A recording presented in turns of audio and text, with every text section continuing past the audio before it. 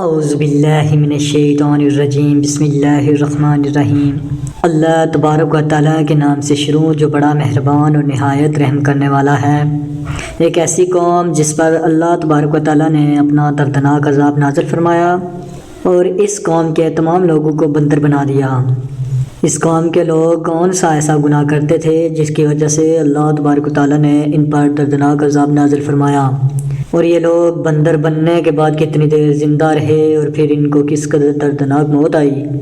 جب یہ لوگ بندر بن گئے تو یہ لوگ اپنے عزیز و قارب کو دیکھ کر ان سے کیا کہتے تھے، اور کیا آج کے دور میں پائے جانے والے بندر اسی قوم کی نسل میں سے ہیں؟ ان تمام تر سوالات کے جواب قرآن و حدیث کی روشنی میں آج کی اس ویڈیو میں ہم آپ کو بتائیں گے، لہٰذا آپ سے گزارش ہے کہ آخر تک یہ ویڈیو ضرور دیکھیں۔ انسانوں کے بندر بننے کی ابتدا حضرت داؤد علیہ السلام کے دور سے ہوئی۔ اس واقعے کا پس منظر یوں ہے۔ حضرت داؤد علیہ السلام اور ان کی قوم سمندر کے کنارے نامی گاؤں میں رہتے تھے اور ان کی تعداد 70,000 کے قریب تھی۔ یہ قوم بڑی کی خوشحال تھی اور اللہ تبارک و تعالیٰ کے فرما بردار قوم تھی۔ اس قوم کو اللہ تبارک و تعالیٰ نے بے شمار نعمتوں سے نوازا تھا۔ ہر طرف سے سرسبز و شاداب باغات اور ہر طرف ہریالی ہی ہریالی تھی، اور اللہ تبارک و تعالیٰ کے بے پناہ کرم نوازی تھی۔ یہ لوگ اپنی اس زندگی میں بہت ہی خوش تھے۔ حضرت داؤد علیہ السلام کی قوم چونکہ سمندر کے کنارے رہتی تھی تو اللہ تبارک و تعالیٰ کا ان پر یہ خاص کرم تھا کہ سمندر کے اس کنارے پر بے پناہ مچھلیاں آتی تھی۔ سند کا یہ لوگ کاروبار کرتے تھے اور بہت ہی خوشحالی والی زندگی گزارتے تھے۔ جب یہ قوم اللہ تبارک و تعالیٰ کی نعمتوں کی وجہ سے خوشحال ہو گئی تو اللہ تبارک و تعالیٰ کی نافرمانی پر اتر آئی اور طرح طرح کے گناہوں کے اندر مبتلا ہو گئی۔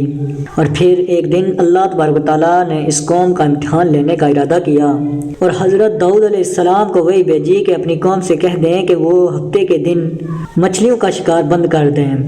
اس طرح اللہ تبارک و تعالیٰ نے حضرت داؤد علیہ السلام کی قوم پر ہفتے والے دن مچھلیوں کا شکار حرام فرما دیا اور پھر یہاں سے اس قوم کی بربادی شروع ہو گئی۔ حضرت داؤد علیہ السلام نے اپنی قوم کو بتایا کہ اللہ تبارک و تعالیٰ نے ہفتے والے دن مچھلیوں کے شکار کو حرام قرار دے دیا ہے، تو وہ لوگ بہت ہی زیادہ پریشان ہو گئے اور ساری قوم سر جوڑ کر بیٹھ گئی، کیونکہ ہفتے کا دن ہی وہ دن تھا جس میں مچھلیاں وافر مقدار میں آتی تھیں اور خود بخود کنارے پر آتی تھیں، اور باقی دن ایسے تھے کہ بہت کم اور نہ ہونے کے برابر مچھلیاں پکڑی جاتی تھیں۔ اس قوم کا گزر و بسر چونکہ مچھلیوں کے شکار پر تھا، اس وجہ سے اللہ تبارک و تعالیٰ کا یہ حکم سن کر یہ قوم پریشان ہو گئی۔ یہ نہیں جانتے تھے کہ اللہ تبارک و تعالیٰ کی طرف سے یہ ایک آزمائش ہے۔ پھر ایک دن شیطان نے ان کو وسوسہ ڈالا کہ سمندر سے ناریاں نکال کر خشکی میں بڑے بڑے حوض بنائے جائیں۔ جب ہفتے والے دن مچھلیاں آئیں گی تو نالیوں سے ہو کر ان بڑے بڑے حوضوں میں آ جائیں گی۔ اس طرح پھر ان نالیوں کا منہ بند کر دیا جائے گا، پھر اگلے دن یعنی اتوار والے دن ان کو پکڑ لیا جائے گا۔ شیطان نے اس قوم کے لوگوں کو ورگلایا کہ اس طرح ہم ہفتے والے شکار سے بھی بچ جائیں گے اور مچھلیاں بھی ہاتھ آ جائیں گی اور وہ بھی پکڑی جائیں گی۔ بہت سے لوگوں کو یہ حیلہ بازی اچھی لگی اور انہوں نے ایسا کرنا شروع کر دیا اور سمندر سے چھوٹی چھوٹی نالیاں نکال کر بڑے بڑے حوضوں میں ڈال دیں، جس کے ذریعے وافر مقدار میں مچھلیاں ان کے حوضوں میں داخل ہو جاتی۔ اس قوم کے بدبخت لوگوں کو شیطان کا یہ حیلہ بہت پسند آیا، لیکن اس قوم نے یہ نہ سوچا کہ جب مچھلیاں سمندر سے حوضوں میں آ کر قید ہوں گی تو پھر مچھلیوں کا شکار ہی ہو گیا۔ اس لیے یہ شکار بھی ہفتے والے دن ہی قرار پایا جو اللہ تبارک و تعالیٰ نے حرام قرار دیا تھا۔ اس موقع پر یہودیوں کے 3 گروہ ہو گئے۔ کچھ لوگ ایسے تھے جو شکار کے اس شیطانی حلے سے منع کرتے تھے اور ناراض و بیزار ہو کر شکار سے باز رہے، اور کچھ لوگ اس کام کو دل سے برا جان کر خاموش رہے لیکن انہوں نے شکار نہ کیا، اور دوسروں کو منع بھی نہ کرتے تھے، بلکہ یہ لوگ منع کرنے والوں سے یہ کہتے تھے کہ تم لوگ ایسی قوم کو نصیحت کرتے ہو جنہیں اللہ تبارک و تعالیٰ عنقریب ہلاک کرنے والا ہے اور ان پر اپنا دردناک عذاب نازل فرمانے والا ہے۔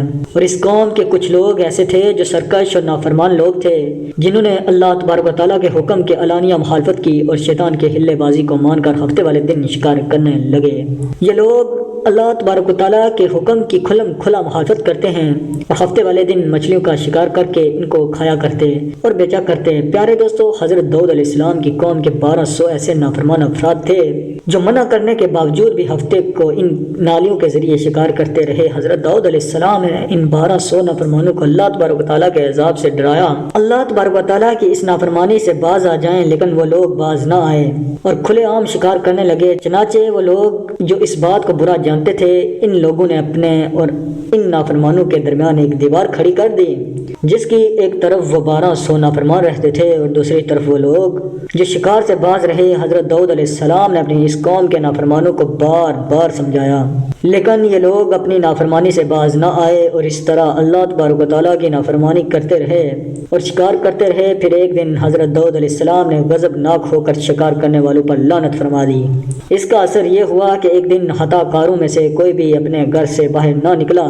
یہ منظر دیکھ کر کچھ لوگ ان کی دیواروں پر چڑھ گئے تاکہ معلوم ہو سکے کہ وہ لوگ کس حال میں ہیں۔ جب ان لوگوں نے ان نافرمانوں کو دیکھا تو وہ سب کے سب بندر کی صورت میں مسخ ہو چکے تھے۔ اللہ تبارک و تعالیٰ نے ان کی نافرمانی کی وجہ سے ان پر اپنا دردناک عذاب نازل فرمایا اور ان کو انسانوں سے بندر بنا دیا۔ جب لوگ ان مجرموں کا دروازہ کھول کر ان کے گھر میں داخل ہوئے تو وہ بندر اپنے رشتہ داروں کو پہچانتے تھے اور ان کے پاس آ کر ان کے کپڑوں کو سونگتے تھے اور زار و قطار روتے تھے، لیکن وہ کچھ بول نہ سکتے۔ ان نافرمان بندر بن جانے والے لوگوں کی تعداد 12,000 تھی۔